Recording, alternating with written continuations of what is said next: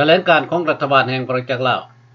แถลงการถึงการแก้ข่าวอกุศลที่สร้างความปั่นป่วนในวงการรัฐบาลแห่งประชาชนลาวเพื่อความกระจ่างแจ้งเกี่ยวกับปัญหานี้ข้าพเจ้าขอเชิญท่านรับฟังคำอธิบายจากท่านพญาสิทธิเดชสิทธัตถ์สิทธิบุญนายกรัฐมนตรีแห่งประชาชนลาวให้ท่านได้ทราบและเข้าใจถึงปัญหาที่เกิดขึ้น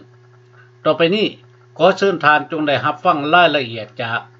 ท่านพญาสิทธิเดชสิทธัตถ์สิทธิบุญขอเชิญข้าพเจ้าพญาสิทธิเดชสิทธัตถ์สิทธิบุญขอแจ้งข่าวที่ดร.คำพาศรีดาวงศ์ได้ประกาศออกว่ามีคนในรัฐบาลปลอมแปลงใส่ตาและลายเส้นข้าพเจ้านั้นเป็นการเหตุขึ้นโดยท่านดร.คำพาเองเป็นผู้ใส่ตา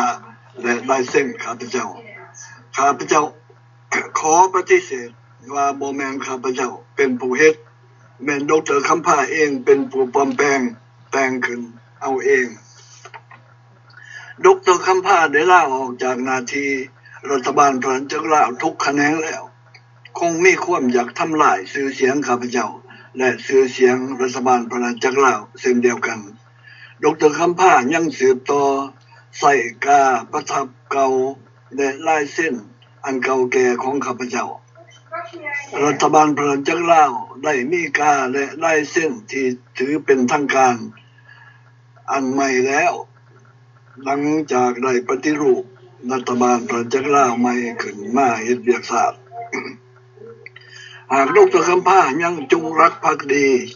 จะขอทำคำห้องมารับใส่ศาสตร์ต่อไปอีกรัฐบาลพระจักรลาวก็มีความยินดีเพราะศาสตร์ต้องการลูกหลานดาวหมดทุกคนสละเวลาความสุขส่วนตัวมาแบ่งปันให้ศาสตร์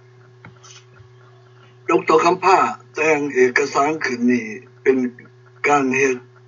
ละเมิดสิทธิส่วนตัวของข้าพเจ้าและเป็นการทำลายชื่อเสียงและความไว้วางใจข้าพเจ้าที่มีต่อเพื่อนร่วมงานดร.คำพา